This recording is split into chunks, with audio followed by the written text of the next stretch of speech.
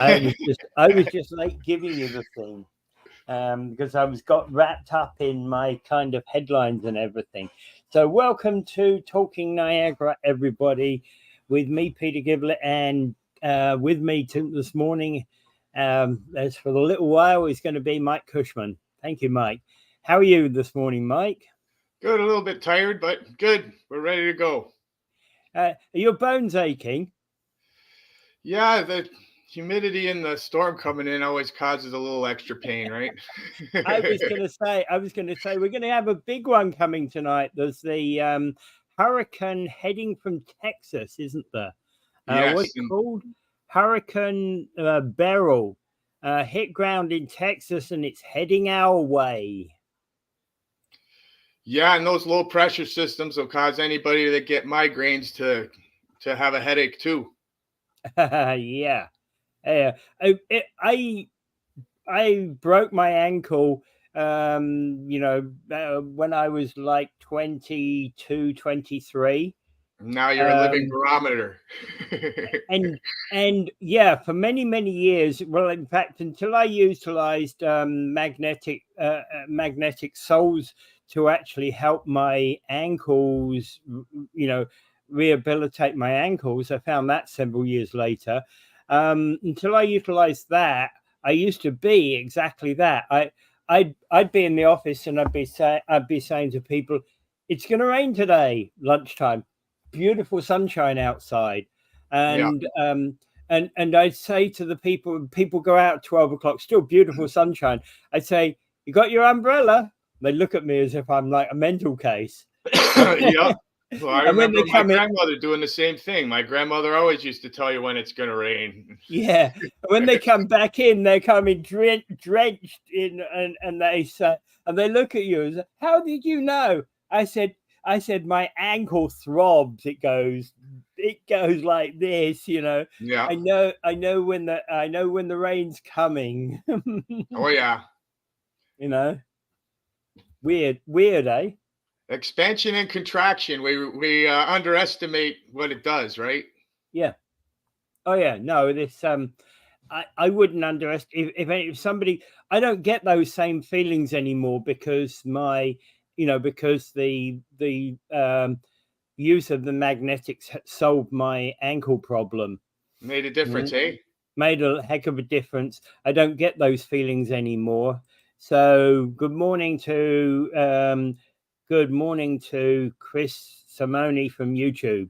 Morning, Chris. Yeah. Okay, so one of the questions that we've had last year we didn't get this 20 odd million bonus bounty from the province. And a large point about that was the fact that we haven't developed enough of the homes, right? And I'm talking about, the city council back on Queen Street. They've done a large amount of their job. They sat there, they've um, debated over many of these buildings, and they, rubber stamped the approval. And yet, the question is that there's buildings that haven't gone up. For example, there's the 150 million development on the land where Cuplow's building used to be on Ferry Street. It's a big swimming pool now, isn't it? Yeah, what a big mistake. Yeah. It's like that was it's a nice development. I like the idea that you would have on Ferry Street businesses on the ground floor, maybe some offices above for a couple of floors as well, and then the potential for some 4 or 5 floors of development, and in the back this 30-floor develop, 30-floor um, tower block, which was a residential place, purely residential, and on the front about I think it was 18 floors for a hotel. Right, 3 parts. I thought once they dug the hole, I thought, great, thumbs up. We're going to get it moving. But the problem is that just stagnated, didn't it? Yeah, that's stagnated. It's starting to look like Dunn Street and Stanley Avenue, right? It's a couple blocks away. Yeah. Uh, what a, Well, what an that was what an eyesore for the tourists coming into the city, right? well, and yeah, where that 72-story residential development, no, uh, yeah, hotel and residential development in Niagara Falls would have been amongst the tallest buildings in Canada. This is Jim Diodarte's Folly, isn't it? The one which would look like a nice, like shopping bag, wine shopping bag or something. Yeah, I've been told that they are not doing any stress tests on the people that are building these buildings. So if the building costs 150 million dollars to make, they should make sure they have like 30 million dollars extra just in case something goes wrong. Because we all know every time you build a building, you run into problems and it costs extra. Well, to take that eyesore at Dunn and Stanley. My dad was a contractor. He built many big buildings in the 60s in London, the late 50s, early 60s in London. And they built one of the first of these continuous pour concrete buildings. And he built this. It was 18 months or more development, and they had the crew on board with concrete trucks coming in every day pouring this building, going all the time, right? 24/7 build. Yeah. And they just basically build, floor after floor, and they're putting the framework up one floor above, but they can't actually stop the concrete pour. They have to do the concrete pour in a continuous thing. And these safety guys, when they did this all in on that Stanley Dunn property, they said, "Oh, the car park underneath and what you see up above the 2 floors above the ground, they're all safe to just build on the top of." No way, not gonna I happen. have heard from cement truck drivers that that building is not safe to build a skyrise on. Uh, No, and and absolutely not. he said that they built it way too weak to do anything with it right now the way it sits. Yeah, Uh, this has to come down in order to build anything. yes, and I was told when he was building it, he only had enough money to go floor to floor. So he'd do one section and stop and get some more money and then do another section Yeah, and stop. So there's our city council is not doing stress tests on the people that are on the developers that are doing this, right? There's no stress test being done to see if they could handle any kind of situation that's going to cost more money. And that's yeah. a serious problem. As we could see, it's failing this city. Well, and there's just too many of these. And when you think about it, the only thing that got built was this 5,000 seat entertainment center. Yeah. And even Politics of that, dancing. pardon me? The politics of dancing. Yeah. Well, even that was under jeopardy during COVID. And I grant that, I grant this 72 floor hotel, that was, if you think about it, that was approved, I believe, 2019, wasn't it? 2019, early 2020. Yeah, I believe so. And Yeah. COVID intervened. I grant that. But Mhm. even so, what you know, they were still building stuff back then. And why wouldn't they? Why wouldn't that have been the first on the list to be built post COVID? Assuming that what you and I are both say is incorrect and that concrete is perfectly buildable on, why wouldn't they have started straight away? I'll never understand it. Yeah, What an eyesore. yeah, What an eyesore. They got a lot of proposed buildings, like Loretto Academy is supposed to have 3 sky rises built on yeah, it, yeah, right? Um, that's the entrance into this city, right? yeah, That Dunn Street is the first thing you see. Now you drive not even a half mile down the road, and there's another eyesore right on Stanley and Ferry. Uh, yeah. horrible entrance into the and city. they haven't even started the Niagara 77, and we'll get to that in a little while.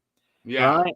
So, when you go back to the review for that 72-story hotel, they're basically saying, the standard mixed use building residence used for proposed land, you know, for years been partially built hotel that was never completed. The applicant, if they receive the necessary approvals, it would eclipse the Hilton Suites and Fallsview Boulevard, 56 floors, as the tallest hotel in Niagara Falls. And it's like, I remember thinking to myself at the time, what I did not like the development. And it's like a hotel plus some condo units. Yeah, those are not going to be affordable for the people in Niagara Falls. No, the mention on affordability was pretty scary. Absolute big fat zero, wasn't it? Yeah, they basically said you got to make 75 grand a year to live here. And the guy said that Habitat for Humanity would be proud of them for that. Like 75, if you needed 75 grand a year to live there, no. You probably needed 200 grand a year to live there, because you're talking about multi-million dollar, condos, aren't you? Yeah, this statement was cold, and our city council stood up and clapped about it. Yeah. Like, yeah. I just don't get it. I think they've lost touch with reality, or they just want to pretend that everybody's rich in Niagara Falls. But they should know that most of the people they pay in Niagara Falls are working at the hotels, and they aren't high wages. Well, I think both you and I, when we in 2022, our election platforms were about improving the numbers of high value jobs in the city, weren't they? 100%. I mean, it's obvious it's needed, right? Yeah, absolutely. We had the promise that the casino was going to replace all the lost production jobs, and we all seen how that went. Yeah, and of course the issue about that is any job that's in, I prefer to have, ironic, but other than the pollution, I'd prefer to have cyanamide employing people in this city at the value that they were employing them at, versus having people work in a casino. We could always improve production ways of producing things so that the pollution isn't as high as it is. And unfortunately, instead of figuring out ways like that, they just fold up and go to countries where they could pollute more, right? Yeah, and I know. We have to figure out different ways to do industry so it doesn't pollute as much. And there are ways to do it, and we just got to quit being lazy about it. Well, that's the point about that, isn't it?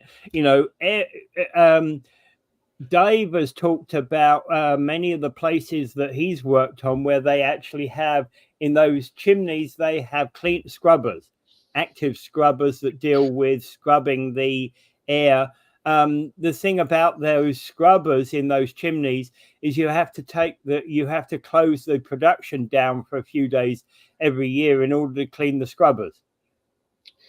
The second that maintenance slips on a scrubber system, it's not achieving what the goals are, and therefore it's back to square one. And that's the problem with the scrubber systems. We all take shortcuts on maintenance. You got a filter, you blow it out with an air hose instead of changing it. That's just an example. Happens all the time. You think about it, you probably do it for your own home air conditioner as well as anything else, right? Right. And we skip the maintenance part, and then the second we do that, you're not achieving the goals that were set, right? Yeah. And that's a serious problem that was always overlooked. I think there's better ways to do it. For instance, when the cyanamide was running, in their emissions was acetylene, right?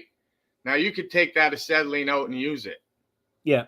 Oh yeah. So there's different ways that you could. The problem was, and this is a big problem with any industry, if you think about it. I'm making X. My thing is that I make X. The trouble is, when in making a byproduct of X, you've got this other thing that always comes off. But I don't care. I'm not into marketing this other product. You Yes.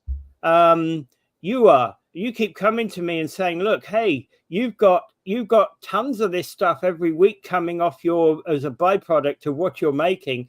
Can I set up my factory next to you and run a pipeline from your factory to mine? And it's like, well, actually, that's going to cost me money. Why would I want to do that, Mike? That's when you give carbon credits and things like that that will pay people for doing it. For instance, we could do that with trees too, right? When a developer's got a piece of property and they got large trees on that property, if they leave the large trees on the property, you could give them carbon credits for that.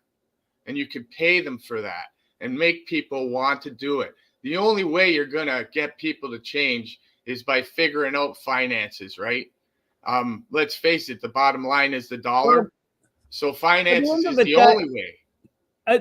Finance is the only way. And that question about that, that pipeline from my factory to your factory, it's like, well, there should be some financial incentives for that to actually happen. Because there's a lot of stickler points of reverse engineering, though, right? When I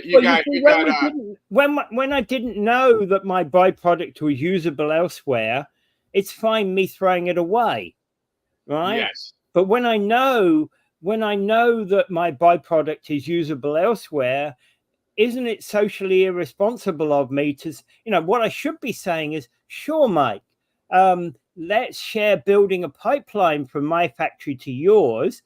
Hey, we're only talking about half a mile, put yours right there. There's an empty plot of land right there. We can do that. And I'll charge you, $1 a liter for this stuff. Yeah. It's been done in the past, right? Remember the old Niagara Falls Arena? That was heated from the hot water pipes from Nabisco. Yeah. So they know how to do this. Yeah. These things and it's workable. Oh yeah, right? there's a power station on the south coast of England, opposite across the river from Southampton. What they used to do, it was originally a coal fired, became a gas fired. In fact, they had both coal and gas running next to one another. Oil fired power station running next to one another. And one of the things that they did was they actually ran all the pipes from those places, the hot water pipes, because they produce a lot of water, would run all the, would run A, heating in the winter, and B, hot water in the summer, all year round. So see, it's doable and it works really well. Yeah. And again, it's all from laziness, right? Nobody wants to go above and beyond. So if you gave a carbon credit, you would change the way things are looked at and do it properly, right? You can't let all the bribers get in the way of the ideas. Okay, well, coming back to that hotel, that mixed hotel, etc., property. You see, I actually, it boggles my mind that we would be building a building like that. Okay, we need hotel. It's undoubtedly true that we do need hotel rooms available, but it boggles my mind that we could even contemplate a 72-floor hotel. Well, I've watched city council meetings over and over again where, we keep suggesting that they build downtown, right? Yeah. Build downtown. Bring downtown back to life. Well, I heard Mike Strange come right out and say, well, we can't have sky rises downtown. We don't want another Toronto. But yet they're okay in the 72-story buildings in the tourist area. Why aren't we feeding downtown? You see, again, I want us to build downtown, but I don't want us building 72-floor monstrosities. 72 floor is way too high, and we all know that. There's no reason to be building anything more than about 20 floors. Yeah, I see no reason to. Yeah. And again, okay, talking about downtown, that has been mentioned a number of times. And in fact, actually, the Hotel Europa lot and the block between there and the river, there was word, that was in 2020 or 2021. There was a ministerial intervention where the housing minister approved this development for that lot, and that never got built, did it? No, it did not. Got totally overlooked. Yeah. I don't think the developer's last name ended in a vowel.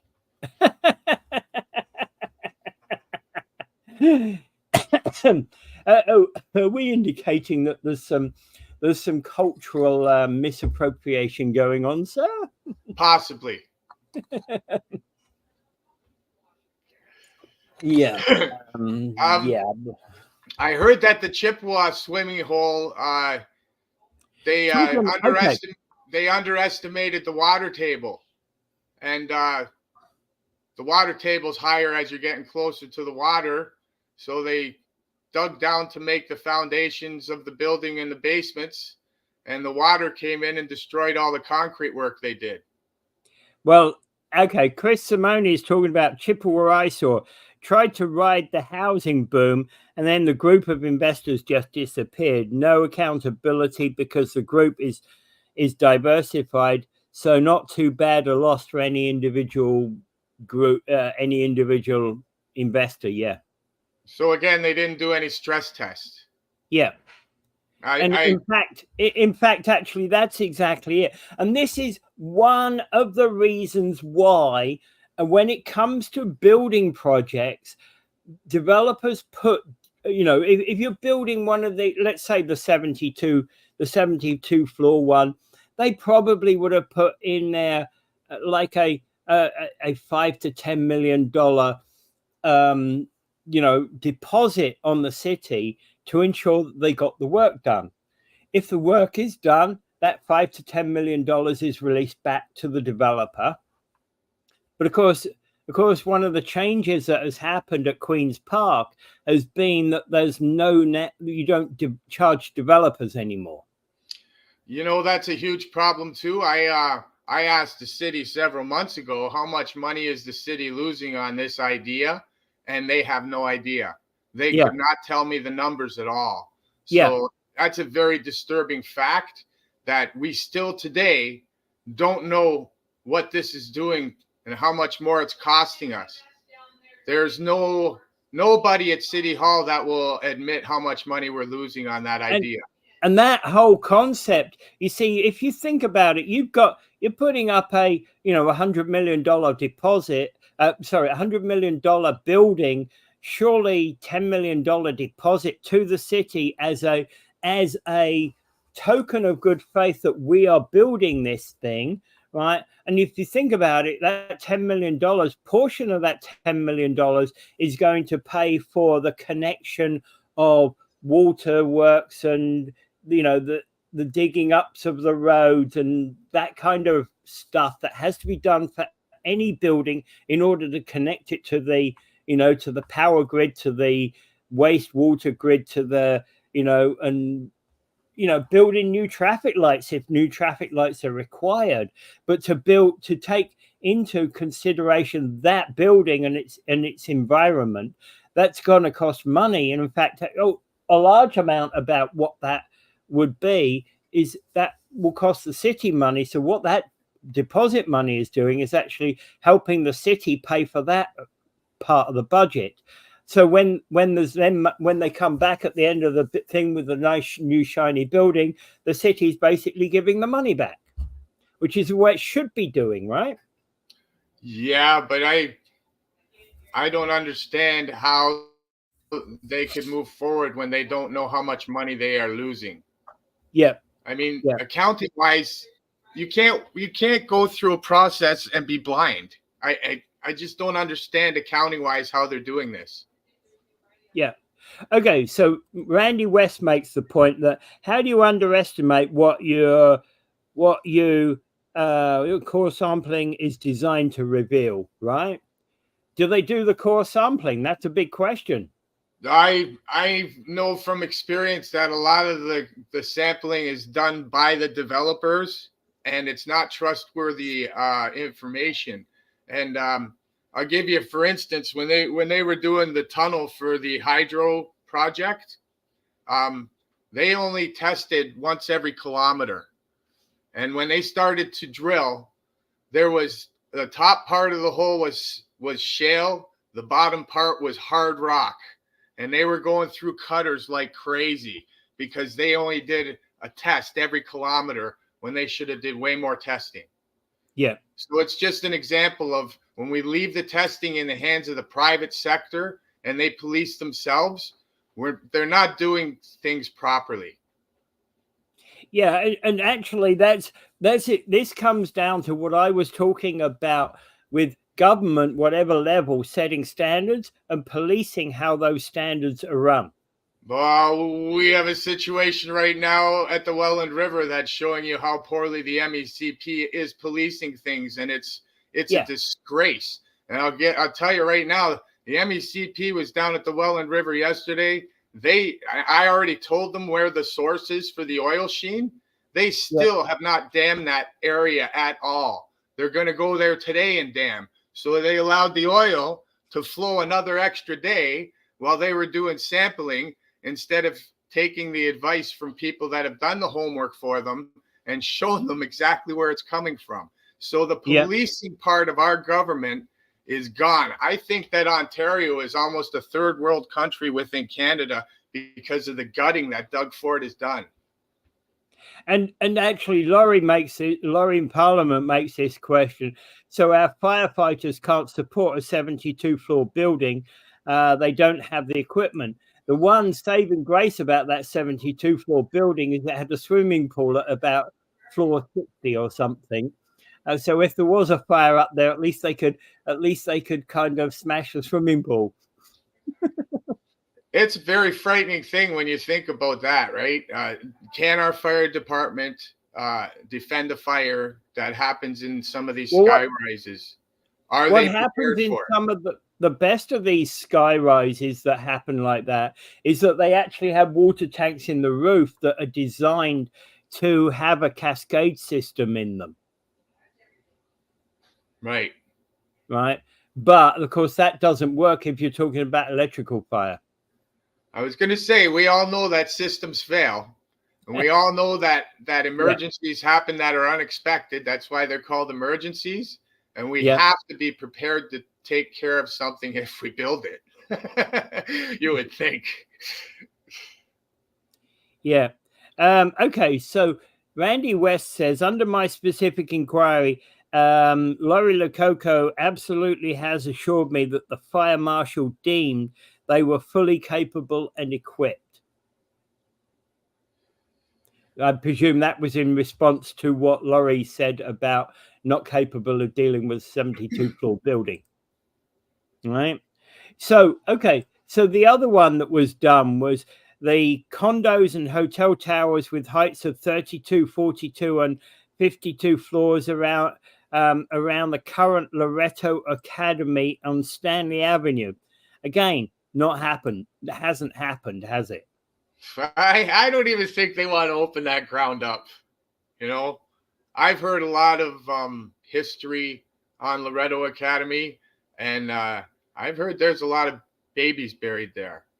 All the nuns that had babies and stuff like that. I heard some horror stories. So when they open up that ground, I think they're going to find things that aren't going to be good. Yeah. You mean, yeah. Okay.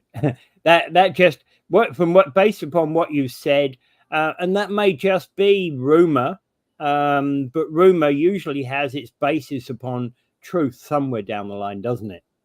Yeah, I know people that went to that school for many years, like years and years ago. They know a lot of the history, and they told me flat out that when they open up that ground, they're gonna find some bad things. Yeah. Okay. Right. Okay. So, well, Laurie Parliament comes back to Randy West and said she spoke with actual firefighters, and they said they aren't capable of supporting that building. Well, that would be very frightening to be a firefighter and know that, wouldn't it? It would be very frightening to know To that. have to go into a building unequipped or not equipped properly would be a very scary thing. Okay. Karen Fraser makes a point. Not to worry, Laurie. They told us long ago that if we ever need equipment for taller buildings, Buffalo will send it right over. Yeah. Yeah, and how many people are dead in the meantime? That seems to be the opinion that that our city council has, and it's frightening, isn't it? And Randy West basically, even though he was talking about what he was saying about talking to Laurie Lococo, he actually agrees with Laurie Parliament. As do I. I don't believe. You see, even in Toronto, where they have a lot more of these buildings, I do not. There's no fire truck in the world that can reach the outside of any of these buildings. No, I find it a frightening thing. The responsibility and onus is on our city council, maybe even regional council, but somebody's got to start thinking of these things if you're going to keep building taller buildings, right? They're going to have to equip their firefighters, and then what? Our taxes go up again? Well, yeah, and also the costs of actually, as I said, what you have to do is you have to put fire retardant. When you build the building, you have to build the fire retardant in. Right. You know, whether that's a water tank at the top that escalates down, or other forms of fire retardant that can stop electrical fires. One good thing about sort of electrical fires is, whilst they could spread, they tend to be localized. Right. Right. But that would mean that you would actually have to have firemen associated or trained people within a building who can put out fires within that building. Yeah, and that's a lot of training and a lot of money, and it always should always be thought of when you're thinking of total cost, right? Yeah. Total cost of an idea has to include things like that, and I don't know if they're overlooked or just ignored. Yeah, that's the point about it, isn't it?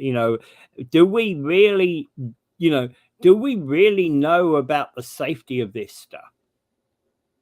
Yeah, we leave it in the hands of people blindly and hope that they're taking care of it. We have a lot of inquisitive people that watch this show, and all of us phone the government and ask questions because that's our nature, and that's the only way to keep things in check. You cannot blindly trust the government. We have to keep pushing, and we have to keep asking the questions, or else they're just going to keep blindly running things and allowing us to get harmed. And the other thing that I've got is, hey, we probably all been past this one. Start on Bridge Street and 4th Avenue. Those on the corner lot there. The corner lot's probably been empty for 25 years or more.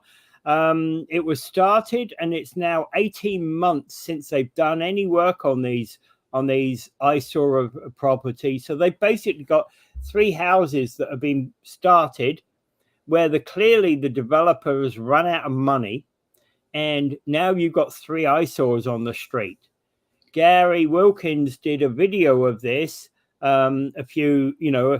last week sometime, and yeah, it's pretty bad, because as far as I can see, there was a developer who built a lot of the work. They did a lot of the work in 22. They started out when the winter months were over in 23. They started doing the work, but literally there was a what do you call it, a bin put out there for obviously clearing some of the stuff away as they were starting to do some of the additional work. And then it's been empty ever since. So back in like March of 23 was the last time anybody's been on that site. So is there any wood up there yet? Is there any wood on the building yet? Oh, well, basically the wooden framework has been built. So I find it deeply disturbing because on McLeod Road, the same thing happened where the thing sat there for a year and a half and allowed mold and rain and the elements to get to the stuff. Yeah. And then they're going to finish the building and it all gets trapped inside. And I don't know. Yeah. I don't know what our city's thinking, why there aren't any penalties against these developers. And that place on McLeod Road, I can guarantee you it's mold. And I can't believe nobody's going to take that wood down, are they? No, and Bridge Street's going to be the same way. That thing's being exposed to the elements and it's going to contain mold. And you know, all the plastic that has Tyvek written all over it, that's gone. It's been blown up. I can't get over that. How you could accept it to sit there in the elements, and then they build the house, and there you go. How is that acceptable? It's not acceptable, not in my mind, anyway. So what are the penalties? See, there's no penalties for these developers to force them to do something. Yeah, there's, I think there's a huge slip up by our city council on this. Because I believe other cities have protections in place for this.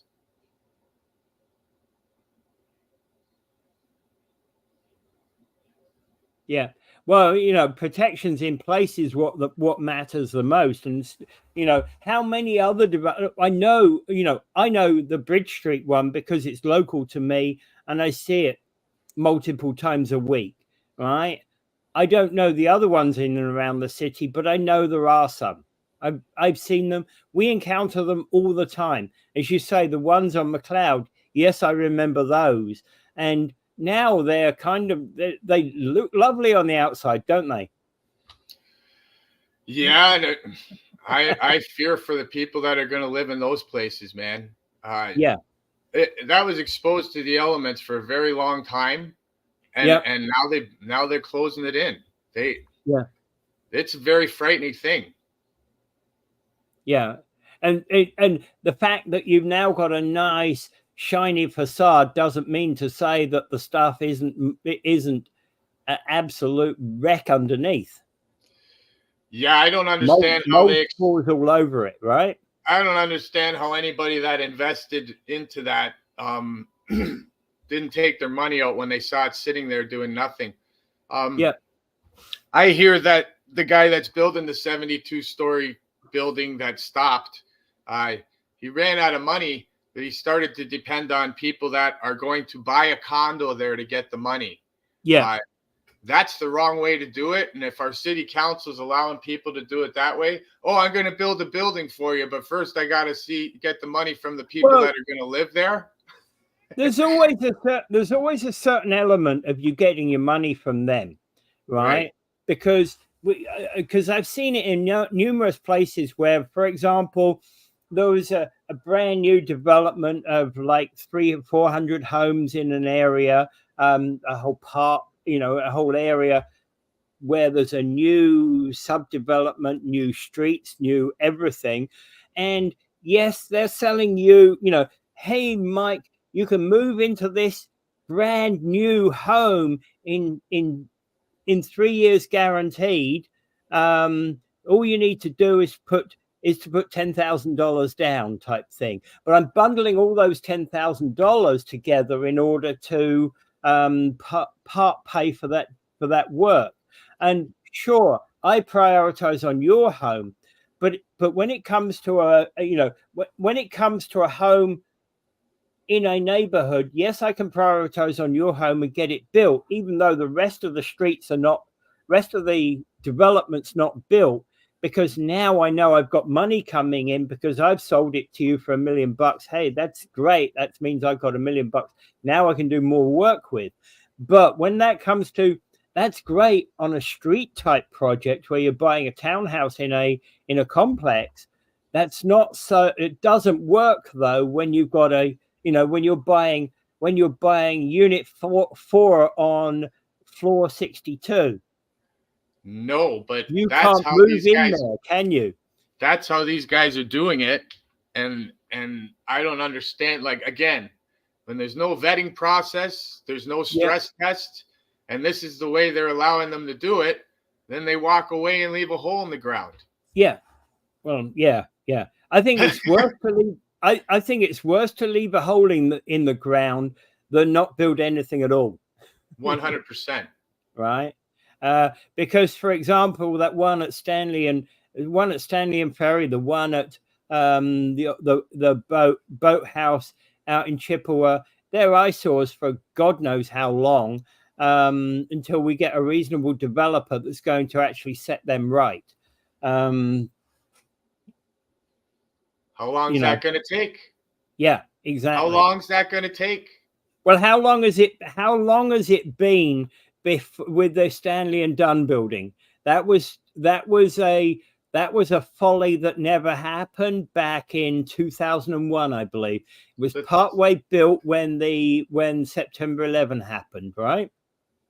Yeah, 25-year mistake that we never learned from.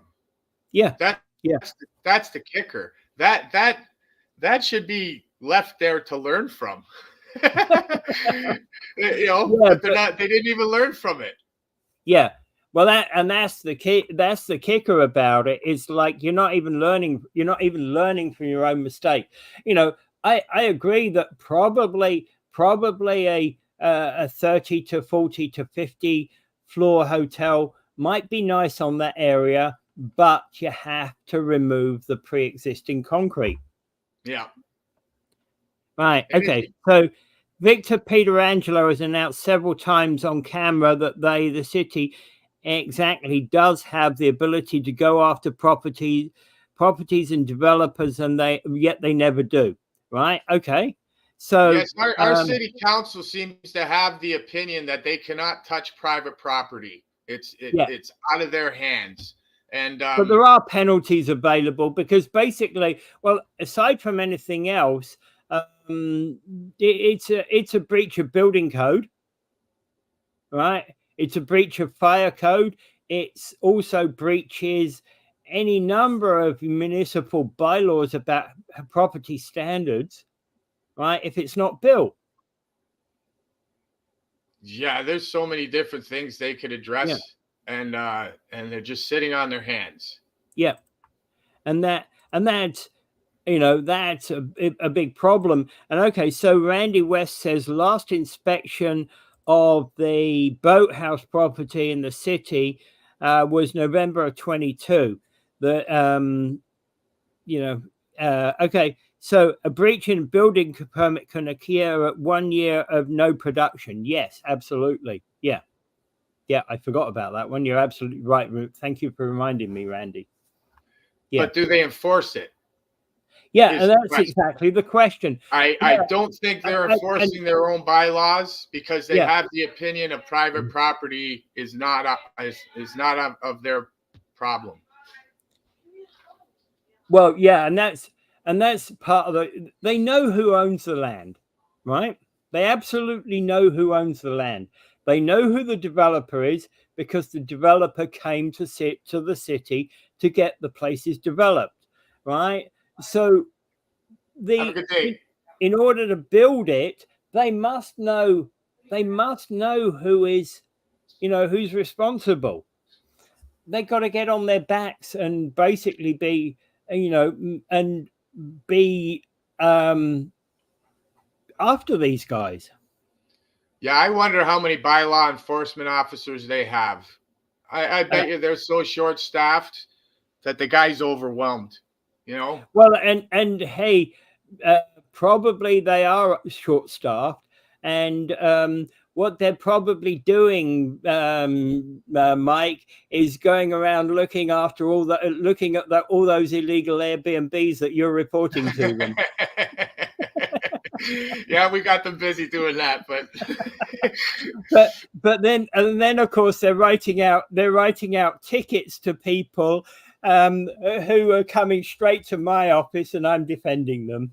so it's a create work process for you, Peter. Yeah, thank you, Mike. Just keep ticketing them. I'll keep working. I'll keep working the other end of the problem. Okay. So again, I Yeah, think that our Ontario, as Karen says, there's always a paper trail. Yeah. yeah, I think our Ontario government is failing by putting in place. They put in place policies without doing costing. Well, They didn't do the one costing on thing. any of their ideas. Well, let's be absolutely clear. The building home Bunty that the Niagara Falls did not get, no matter how much any of our city councillors complain, Niagara Falls did not deserve the money. Right? Be blunt. Right. I'll be blunt about that. We did not deserve the money because we haven't made the starts.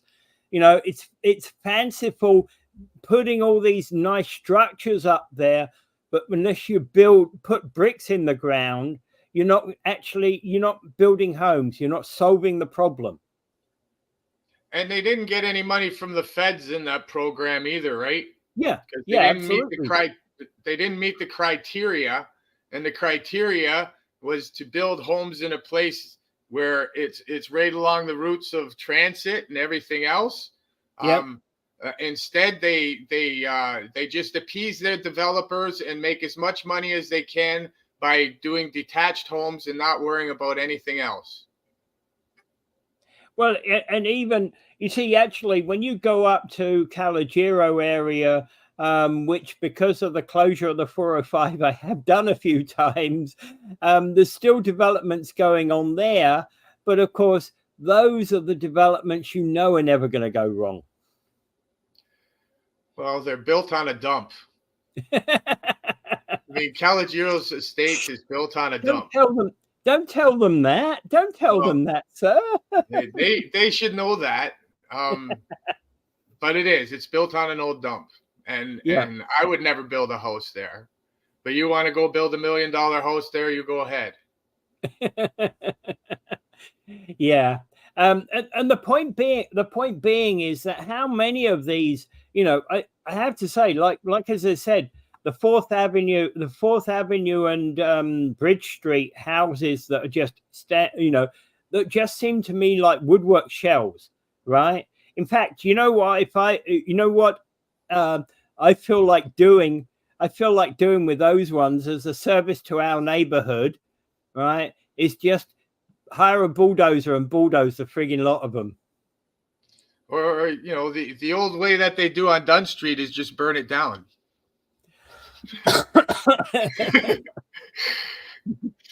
That's how it's been done all the way down Dunn Street.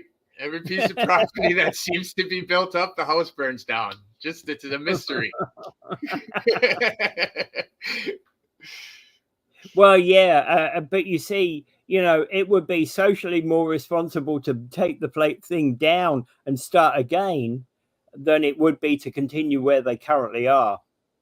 I believe so, but what is our city going to do to correct this? That's the biggest problem. Yeah. How can you correct it when they've already walked away? Yeah. What is our city going to do that? Yeah. Because they got a lot of messes that they have to correct right now. Yeah. So I don't know how they're going to do it. You got to find another developer. Yeah, we're talking about a small development of 3 houses, so probably not worth more than $2 million, right? Yeah. But even so, and one of the first things that was done on that, because it was done way back before they actually built the street, was they actually put the pipeworks in. So the actual land actually has waterworks, electricity, and what do you call it? Sewage attachments already. Yep. The land's all ready for building something. I think 3 houses was crazy on that plot, but still, that's my opinion. Well, they're doing it the Toronto way, right? They're filling the whole property up with house. Yeah, yeah, That's the Toronto way. If you fill the whole property up with house, right? yeah, yeah. And And in fact, actually, you know, you could add a house into the back of your lot, you know, Mike, and that would be, you know, absolutely bang on the Toronto way, right?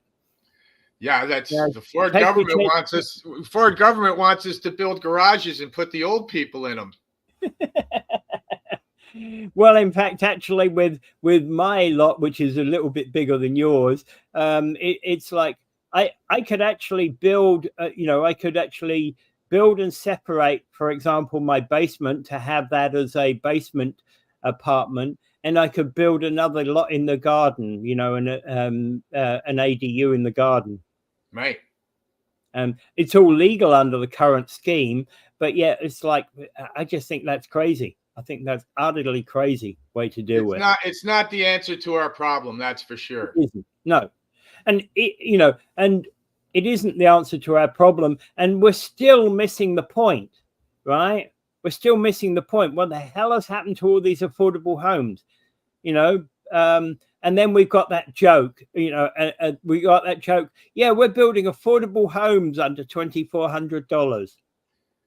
The second they say affordable housing, I hear the Charlie Brown teacher wah wah wah wah wah wah wah, because uh, it's just it's not a factual statement. There's no such thing as affordable housing anymore, and that's where I think they have lost touch with reality.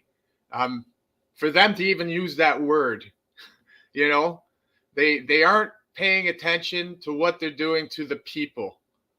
Yeah, There's the younger generation's never going to own a house right now as it stands. yeah, right. Yeah, okay. So I still think the Committee of Adjustment should be more forcible. Yeah, I'm not sure the Committee of Adjustment is doing things right either. You know, so because the Committee of Adjustment's a whole different mess. Dealing with an issue on a Committee of Adjustment issue, and that is a mess. Yeah, I don't think they have an answer, and I think they're stuck. And the problem with that is we're all stuck with nothing happening and eyesores everywhere. The less development that's happening, the less that people are getting answers to the housing problem. Yeah. And Laurie is basically saying they need to start looking at geared to income housing. That's the wording you're looking for. It has to be geared to income. If it's not geared to income, then it's not an answer, because there's no chance. Mind you, hey, we have a major geared to income housing problem in here. One of the, you know, I'm going to be blunt about this because I got the evidence to back it up, although I can't show anybody the evidence. Niagara Regional Housing is one of the worst landlords on the planet. 100%. There's houses around the corner from me that still have no sewer systems, right? And that's Niagara Regional Housing. They got no sewer systems. Yeah, they seem to they're the places of last resort for many of our residents across Niagara. And we got 3 cases this week, Niagara Regional Housing based, where people are fighting eviction. Yeah, I bet. And well, they did it up the street. They evicted 1, 2, 3, 6 houses and then built the apartment buildings. And they evicted all the people that were living in the geared to income housing there. And they had to find another place to live. So geared to income housing, how many facilities are left anymore? I don't think there's very many left, are there? There are still facilities around. The trouble is we don't really know how much there are. All right, so okay, so we got a situation. Chris Simone is saying developers are applying for geared to income. Yeah, we need developers to apply for geared to income housing. Randy's basically making the point our local income is in decline and has been since the 80s, and manufacturing has left the building. Yeah. 100%. Yeah, we know that. I made more money in 1983 than I would today. And Niagara Regional Housing needs to be transparent. The other thing about Niagara Regional Housing, by the way, is okay. So let's talk about if you're looking for a new rental apartment. You go to a house in a neighborhood. You look at it and you go, "Oh, nice house. I like this house." You know, and then the neighbor comes out next door and doesn't say anything. He just looks at you in that particular way, and you get the creeps, and you go, "Oh, nice house, bad neighborhood," right? You go to another street, and you go, "Whoa, this isn't such a nice house as the first one, but I'm not getting any bad vibes from the neighbors.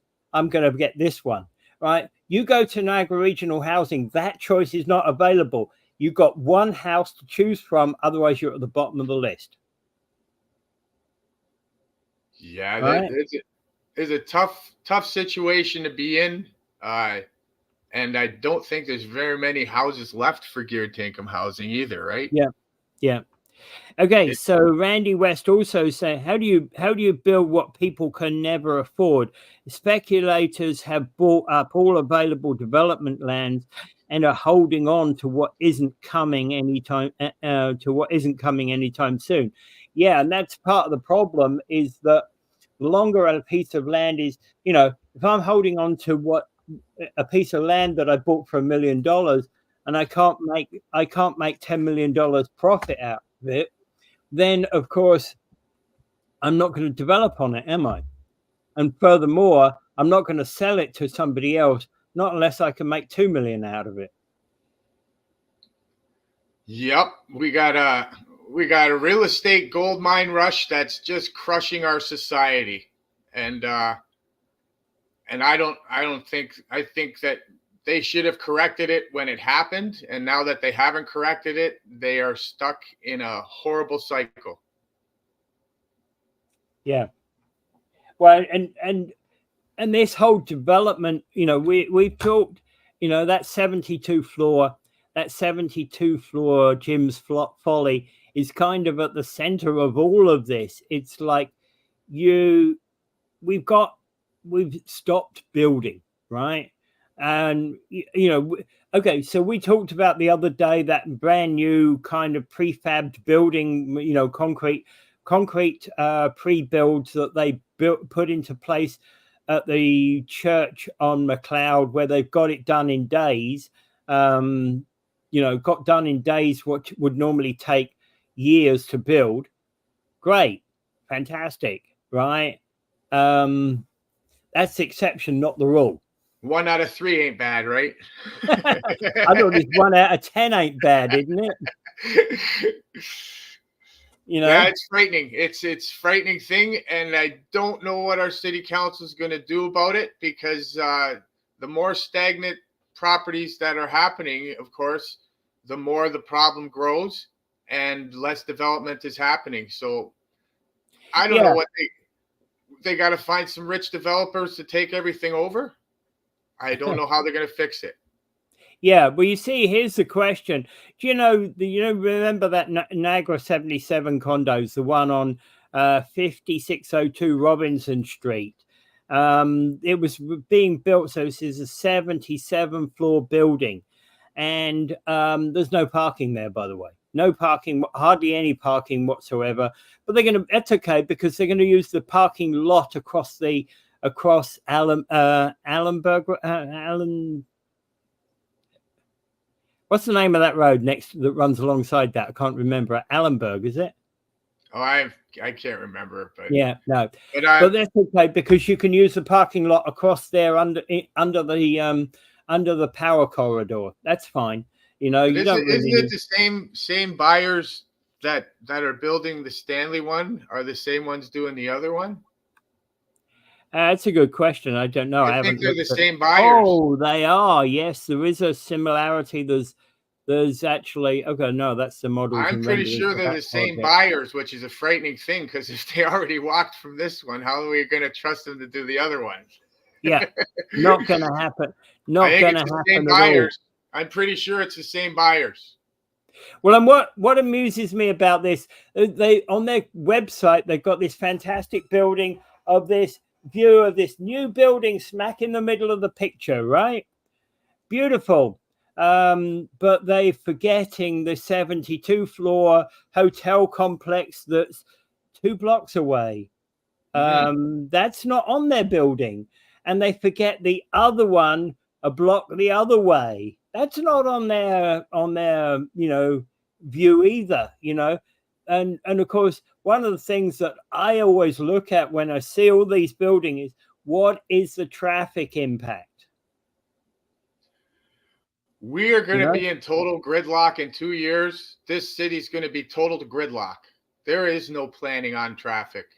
well, You heard Mona Patel. She wanted to put another stoplight on McLeod Road when it's already gridlock. Like, so well, we're putting traffic lights on McLeod Road isn't a bad thing, providing what you can do is you can make sure that people can, if they follow at 50 kilometers an hour, they can get and continue down, for example, from Kayla and McLeod to Dorchester or even Drummond and McLeod, and get to work on continuing green lights all the way, providing you're going at 50 kilometers an hour type thing. you're talking about synchronizing the lights so that you can have a smooth thing if you're following the speed limit. That we have regional roads and city roads, and they can't even match up anything. No. I know, but you see, hey, I've seen this work in a much bigger city than we've got. Oh, I know it's doable. It's just that our city council doesn't see. I'll give you an example. When city council wanted to change the bus routes in the Niagara region, they brought in a guy from Hamilton. Yeah. That doesn't make sense. Yeah, who knows nothing at all about the roads, the busing requirements of Niagara Falls. Yeah. Correct. So that's what they did, and it's a fact. And that's just an example of how crazy it is they do things. Yeah. And for example, the person who lives downtown Niagara Falls, who has a job out at on Niagara, what used to be the what do you call it, Niagara Square area, right? Takes them 3 hours to get to work, instead of there being a nice, efficient two-stop bus route. We are going to have such gridlock. It's going to be crazy. Poor little Chippewa, the village of Chippewa is going to be insane. It's going to be so hard to get out of Chippewa, to get to Chippewa, to get to home. Yeah. It's going to be a long drive just to get through the city. Yeah. Oh, yeah. I know. You're going to be better off walking or riding a bike. You will. You watch. Yeah. You'll be passing the cars. All right. Have we got any final comments to go through? Okay. So, McLeod and Jubilee, says Chris Simone. All right. Hope no one goes into housing at the Huron Street apartments. It's constantly infested with cockroaches and bed bugs. That's another big problem that we have.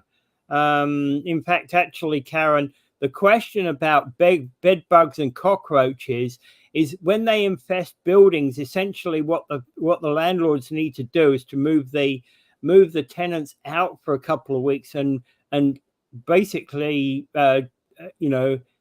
decontaminate that whole place. But they never will. They move them out individual unit by individual unit, and it doesn't work, because what happens is the cockroaches move from 101 to 102 to 103 to 104 to 204 to 203 to 202 to 201 to 101. and you're back around the cycle again, you know? All right. Toronto and Vancouver signal lights working in unison. Great. Yeah. Yeah, that's the same sort of thing we need to think about here. In fact, I would go one step further. I'd say AI predictability on traffic lights. All right. And okay, Chris Simone says use your legs for transportation. Yep.